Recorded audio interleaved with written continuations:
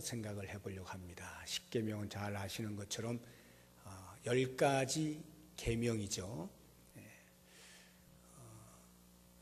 첫 번째에서부터 네 번째까지의 계명은 대신관계, 그래서 하나님과 우리 인간 사이에서 어떻게 그 관계를 바르게 유지할 것이냐 하는 것에 대한 계명들이고, 5계명에서 10계명까지는 대인관계, 즉 사람과 사람 사이에서 어떻게 하면 바른 관계를 맺으며 살 수 있을 것인가 하는 부분에 대해서 말씀하고 있는 것이 10계명입니다. 오늘 제가 10계명을 하나씩 살펴보려고 하는 것은 아니고, 그 10계명에 담겨 있는 비밀 하나를 같이 공유를 해볼까 하는 것입니다. 무슨 의미냐 하면, 우리가 보통 계명하면 지켜야 할 그 무엇으로 인식하고 있죠. 그래서 보통 계명이라는 말을 듣는 순간 이런저런 반응들이 있어요. 가장 보편적으로 나타나는 그 반응이라고 하는 것은 질에 겁을 먹는 겁니다. 지켜야 할 그 무엇이라고 하는 그 자체의 그 선입관 때문에 나는 못해, 그거 어떻게 지켜, 보기만 해도 끔찍스러워, 난 도저히 할 수가 없는 거야 하고 질에 겁을 먹고 포기를 선언해버리는 이러한 태도가 있을 수가 있고요. 또 다른 자세라고 한다면, 그래도 하나님께서 우리에게 지키라고 주신 계명인데 우리가 최선을 다해서 지켜야지 하는 종교적 의무감에 의하여서 지키려고 노력하는 그런 태도가 있습니다. 전자에 비하면 후자는 훨씬 훌륭한 태도라고 할 수가 있겠습니다. 그러나 이 두 가지 태도는 공히 자기 중심적 사고에서 나오는 태도라 할 수가 있습니다. 하나님께서 우리에게 십계명을 주실 때 그 십계명은 이러한 태도를 가지라고 주신 것은 아닐 것입니다.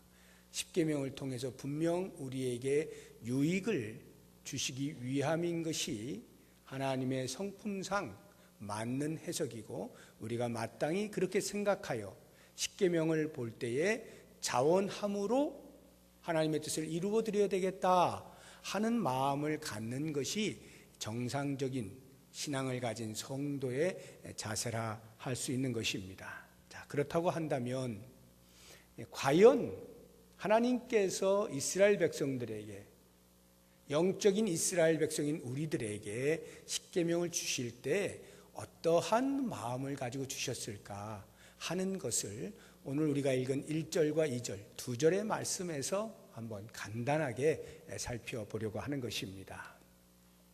2절을 한번 보시죠. 나는 너를 애굽 땅 종 되었던 집에서 인도하여 낸 내 하나님 여호와니라.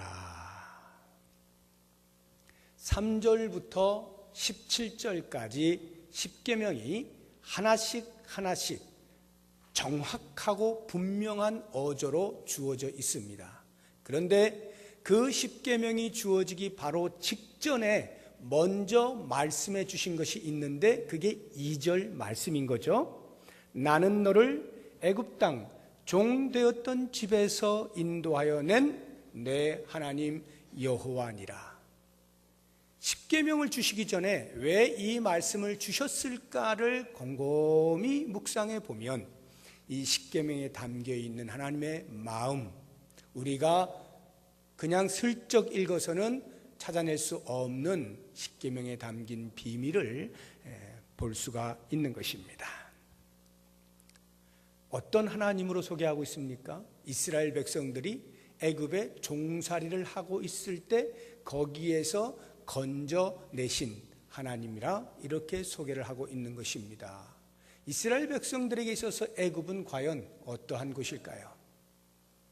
육체적으로 억압을 받고 종이라고 하는 신분을 가지고 자유를 누리지 못하는 그러한 자리, 그러한 신분, 그러한 상태가 애굽의 종살이죠. 종이라고 하는 그 말 자체에서 자기 스스로 무엇인가를 할 수 있는 자유가 없는 것 아닙니까? 주인이 시키는 대로, 주인이 원하는 대로 하는 것이 종이라 할 때, 애굽의 종살이를 살았다는 것은 애굽 나라가 또는 애굽의 왕이 통치하는 대로 자신의 의지에 반영 없이 시키는 대로 끌려가는 삶을 살았던 것이 이스라엘 백성들이고, 그것이 자그마치 430년입니다. 그러니까 죽고 몇 세대가 죽어도 계속해서 종으로 살 수밖에 없는 민족적 애환을 가지고 있었던 것이 애굽의 종살이에 담겨있는 의미입니다. 그래서 그렇게 억압을 받고 있던 이스라엘 백성들이 도저히 참을 길이 없어서 소리를 치게 됩니다. 우리 한번 출애굽기 2장을 찾아보도록 하겠습니다. 2장을 한번 보시죠.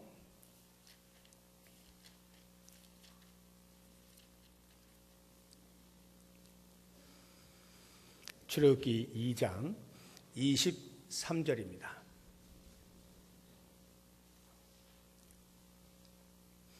23절 우리 같이 한번 읽어보겠습니다.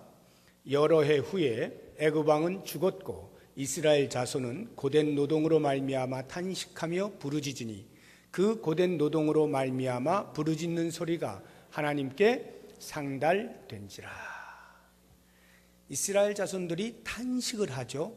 부르짖습니다. 이유가 뭐라고요? 고된 노동으로 인하여 도저히 못 살겠다 이 말이에요. 믿음을 지키다가 하나님 힘듭니다 이게 아니에요. 종으로 살아가는데 그 정부로부터 받아내는 그 억압이 너무나 고통스러우니까 도무지 육체가 더 이상은 견딜 힘이 남아있지 아니할 때 자기도 모르게 터져나오는 신음소리예요. 탄식을 하는 거예요. 우리나라 말로 이렇게 은어로 만약 표현하자고 한다면 미치겠네 이런 말이에요. 좀 더 심하게 하면 죽겠다 이런 말이죠.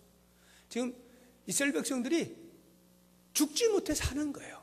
그래서 막 신음소리를 내고 있는 거죠. 그런데 그 소리를 하나님께서 들으신 거예요. 그리고 그 다음을 보면 24절 보세요. 하나님이 그들의 고통소리를 들으시고 하나님이 아브라함과 이삭과 야곱에게 세운 그의 언약을 기억을 해내십니다. 물론 이 말은 이스라엘 백성들이 신음소리를 내지 않았으면 계속해서 잊고 계셨을 그 하나님을 의미하는 건 아니에요. 하나님이 전지전능하시기 때문에 모르시는 것이 없으시죠? 다 역사를 주관하고 계셔요. 다만 우리 인간의 편에서 이해가 가능하도록 성경이 표현해 놓고 있는 거예요. 이스라엘 백성들이 신음소리를 내니까 그 소리를 들으시고 기억을 하시는 겁니다. 그때 내가 아브라함하고 언약을 맺은 게 있지. 이삭하고 야곱하고 언약을 맺은 게 있지. 그 언약이 뭡니까? 내 자손을 하늘의 별처럼 바다의 모래알처럼 많게 해주겠다, 번성하게 해주겠다, 이거 아니에요? 그런데 지금 애굽에서 종살이를 하고 앉아 있으니 어디에 번성이라고 하는 말을 감히 쓸 수가 있습니까? 숫자는 늘어났을지 몰라도 사는 게 아닌 거죠. 바로 그 언약, 하나님께서 아브라함과 이삭과 야곱, 즉 이스라엘 민족의 최고의 조상들, 그 족장들과 맺었던 언약을 기억하셔서 그 다음 25절 보시면 하나님이 이스라엘 자손을 돌보셨고, 돌보심의 결과가 뭡니까? 3장부터 보게 되면 모세를 떨기나무 가운데서 부르시지 않습니까? 그리고는 그 모세를 애굽으로 보내시잖아요. 그리고 바로의 손에서부터 이스라엘 민족을 건져내시는 거죠. 다시 말하면 하나님께서 이스라엘 백성을 애굽의 애굽의 종살이로부터 인도하여 냈다라고 당신을 소개할 때에는 내가 지금 너희를 어떻게 구원하였는가 보라 이 말이죠. 이스라엘 백성들이 무언가 애굽 땅에서 비록 종으로 살지만 하나님의 백성으로서의 자긍심을 가지고 믿음을 잃지 아니하고 어찌하든지 하나님 편에서 바른 삶을 살려고 종의 위치에서나마 최선을 다하여 믿음 생활을 하는 그런 가운데 하나님께서 보시고 야 정말로 기특하다, 어떻게 저렇게 힘든 가운데서 나를 섬기겠다고 애를 쓸 수 있을까? 하나님이 감동을 받으셔서 그래 이제 내가 너를 구해줄게, 이렇게 해서 하나님이 이스라엘 백성들을 구원하신 것이 아니고 이미 종살이에 익숙해질 대로 익숙해져서 이제는 머릿속에서 하나님이 우리의 신인 것조차도 제대로 인식하지 못한 채 그 애굽의 문화 속에 푹 빠져들어서 그저 그냥 종의 익숙한 삶을 하루하루 살고 있을 뿐인, 하나님 편에서 볼 때는 도무지 그들을 보고 구원하실 만한 아무런 이유도 조건도 근거도 찾을 수 없는 때에 하나님이 그들을 모세를 통하여 구원하셨다. 이게 20장 2절의 말씀의 의미예요. 아무 근거가 없을 때 오직 언약에 신실하신 당신 자신의 그 성품, 언약을 지켜내시고의 많은 불변하시는 당신의 성품, 그것에 의지하여 이스라엘 백성들을 구원해 내시고 자유가 있도록 부여해 주신 너의 하나님 여호와라. 이 말씀을 하시고 십계명을 하나씩 하나씩 주셨다고 할 때 과연 그 십계명은 이스라엘 백성들에게 어떤 의미이겠는가를 생각해 보시자고요. 아무런 근거가 없는데 구원하신 하나님이 이제 구원해 놓고 자 지금부터는 내가 너희를 구원했으니까 너희들 내 말 안 들으면 이제 죽어 이러고 십계명을 주셨겠냐고요. 자 이제 이거 들고 분명히 지켜내야 돼, 안 지키면 너희들 다시 애굽으로 돌려보낼 거야. 하나님께서 그러시려고 그들을 데려다가 십계명을 주셨겠느냐 이 말이에요. 만약에 이스라엘 백성들이 조금이나마 애굽으로부터 나올 수 있을 만한 근거가 자기들에게 있었다라고 한다면 혹시 모르겠어요. 그런 생각을 해도 될지. 그러나 아무런 근거가 없을 때 오직 당하고 있는 그 억압에 의해서 신음하고 있을 뿐인 이스라엘 백성들을 그 조상들과 맺었던 언약을 기억하신 하나님의 신실하심이 내가 약속을 지켜야지 하고 이끌어 내셨다면 이제 그 백성들에게 주시는 십계명은 과연 어떠한 것이겠는가?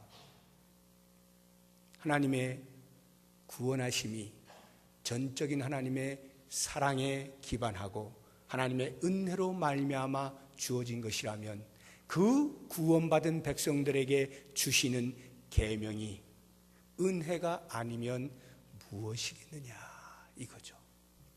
그래서 십계명이라고 하는 것, 계명이라고 하는 것은 우리의 마음에 선입관적으로 부담되는 거, 어려운 거, 지키기 힘든 건데 이거, 그게 아니라 하나님의 마음을 이해하게 되면 하나님이 구원하여 주셨을 때에는 이미 그래서 십계명을 우리에게 주셨다고 하면, 무엇인가를 지키라고 계명을 주셨다면 그것은 분명 우리를 위한 것일 것이다 라고 하는 당연한 추론을 해낼 수 있어야 하는 거죠.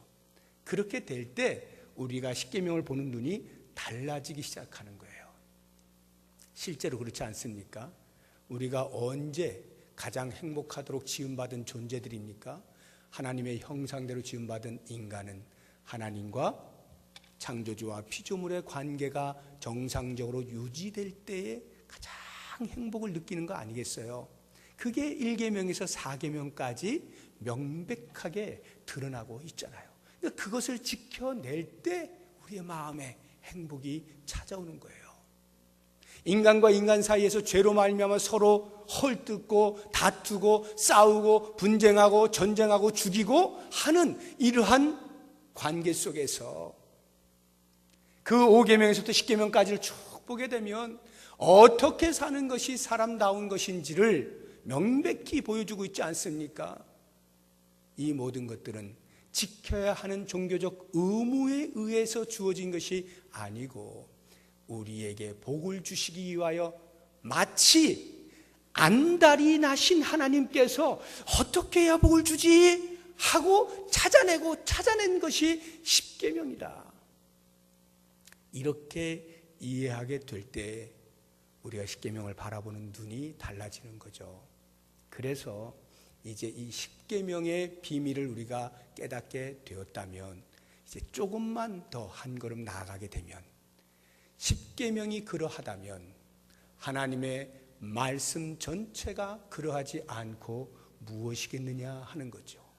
그래서 이 성경에서 우리에게 요청하고 있는 수없이 많은 말씀들은 다 우리를 옥죄는 꼼짝 못하게 만들어서 하나님이 좌지우지하도록 하시기 위하여 주신 말씀들이 아니라 우리 인간을 바라보시고 하나님께서 어떻게 해야 은혜를 베풀까의 통로로 말씀들을 주셨다는 것을 깨닫게 될 때 우리가 그 말씀 하나하나가 힘들어. 이거 어떻게 지켜? 이거는 나는 안 돼가 아니고 그것을 지켜냄으로 내게 오는 유익과 기쁨과 환희와 베푸시는 복을 경험할 수 있게 된다는 것 꼭 기억하셔서 오늘부터 여러분들께서 하나님의 말씀을 매일같이 조금씩 읽어나가시면서 그 말씀에 담겨있는 하나님의 마음을 깊이 깨달으시고 감사합니다 주님. 저로 하여금 그 말씀 안에 살게 하시니 감사합니다.